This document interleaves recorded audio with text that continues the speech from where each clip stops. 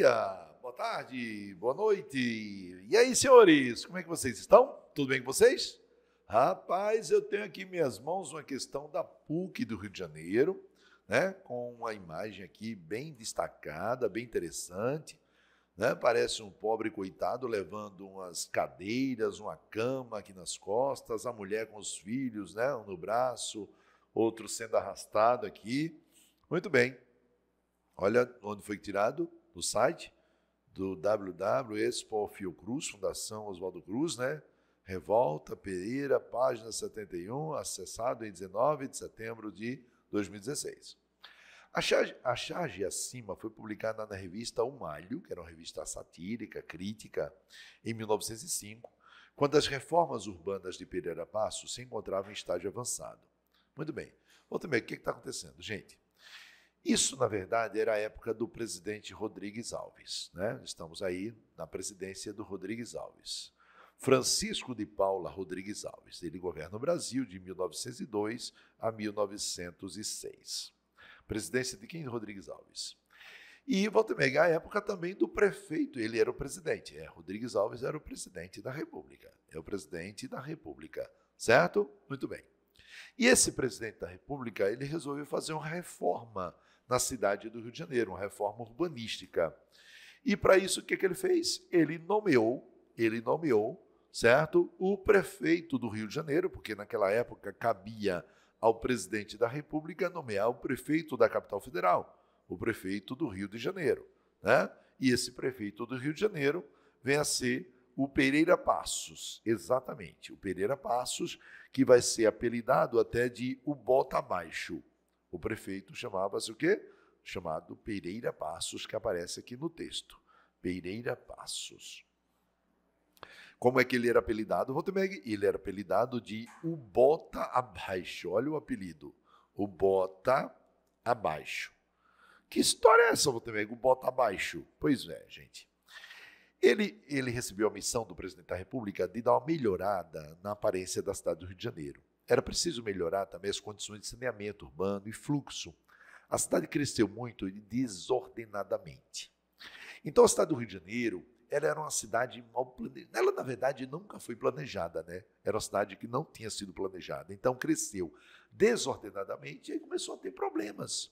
Problemas de saneamento básico, né? Doenças infecto-contagiosas. Além disso, o povo de Rio de Janeiro tinha um hábito terrível, né, de fazer suas necessidades fisiológicas na rua ou jogar os excrementos na rua, contribuindo sobremaneira para a proliferação de doenças infecto-contagiosas. Então, era uma cidade suja, feia e sem qualquer planejamento. Então, o Pereira Passos, ele recebeu do presidente da República a missão de transformar o Rio de Janeiro na Paris dos trópicos. Seria transformar o Rio de Janeiro em quê? Na Paris dos trópicos. E para isso era preciso fazer o quê? Abrir ruas e avenidas largas, até porque o automóvel está começando a chegar no Brasil, está começando a virar uma febre no Brasil. Ruas arborizadas, avenidas arborizadas, quem sabe copiar o modelo dos boulevards de Paris, dos cafés parisienses, e aí vamos reformar a cidade. Para reformar a cidade, então foi preciso demolir uma enorme quantidade de cortiços. Eu vou também, que são cortiços? São casas pobres, construídas de pau a pique, sabe? Favelas, se bem que não tinha esse nome ainda. Aliás, vão surgir aí as primeiras favelas, né? Até porque o governo demolia as casas dos pobres, dos cortiços, e não indenizava ninguém, não pagava indenização, apenas disponibilizava terrenos nos morros, né? Nas montanhas que circundavam a cidade, para que esses novos moradores fossem para lá.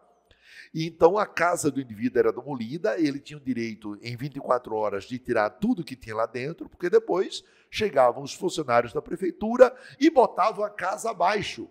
Daí o apelido do prefeito ser o Bota Abaixo, né? Então a casa era demolida para dar lugar ao quê? Ruas e avenidas largas e bonitas. A exemplo da Avenida Rio Branco, né, que se tornou um cartão postal da cidade do Rio de Janeiro. Beleza? Muito bem. Então, Valdemir, é nesse contexto que aconteceu a revolta da vacina, exatamente. É nesse contexto, porque além da reforma de saneamento e embelezamento da cidade do Rio de Janeiro, nós tivemos o médico Oswaldo Cruz, que veio com a ideia da vacinação obrigatória, né, principalmente contra a varíola. Então, a revolta da vacina, ela acontece nesse mesmo contexto, no ano de 1904. No contexto dessa reforma da cidade, exatamente. A revolta da vacina acontece aqui, né? Beleza? Vamos lá. Então, assinale a alternativa que melhor se relaciona com a imagem de um pobre coitado abandonando o seu casebre, porque ele vai ser demolido para dar local a uma avenida, uma rua larga, né? Praças. Então, um dos principais custos sociais das obras de renovação urbana carioca foi o deslojamento de um elevado número de pessoas em função da demolição de suas casas pelos poderes públicos para a abertura de avenidas de alargamento das ruas. Já gostei. Vamos ver a letra B.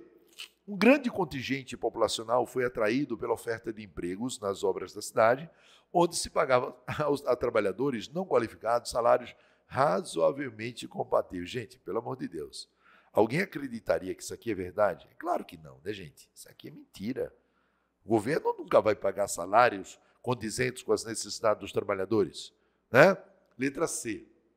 Houve melhoria nas condições de vida da classe trabalhadora. Olha, melhoria. Olha o sofrimento do pobre coitado, né? Carregando em suas costas a sua mudança, né, Valdemir? Exatamente. Olha o sofrimento, olha a condição do pobre coitado. Olha, carregando o quê? Carregando seus poucos pertences. Uma cama, né? Umas cadeiras, a mulher e os filhos acompanhando em seguida. Então, você acha que a condição de vida desse trabalhador está melhor? Olha a condição da esposa dele, com o bebê no braço, outro bebê sendo arrastado aqui, ó, outra criancinha sendo arrastada. Né? Então, evidentemente que não é uma condição de vida interessante, né, gente? Né? Então, não houve melhoria nas condições de vida da classe trabalhadora. Tá? Letra D. Ocorreu um movimento voluntário dos trabalhadores pobres, cientes de que suas formas de morar em cortiços e morros não correspondiam à chamada regeneração da capital. Olha como chamaram aqui, regeneração da capital, tendo como, por esse motivo, abandonado suas habitações no centro da cidade sem conflitos uma ova. Olha aqui a revolta da vacina, olha. Então houve revolta, tá? Gente, só para você ter uma ideia, depois da reforma realizada, era obrigatório para qualquer pessoa pobre ir para o centro da cidade do Rio de Janeiro o uso de sapato e paletó.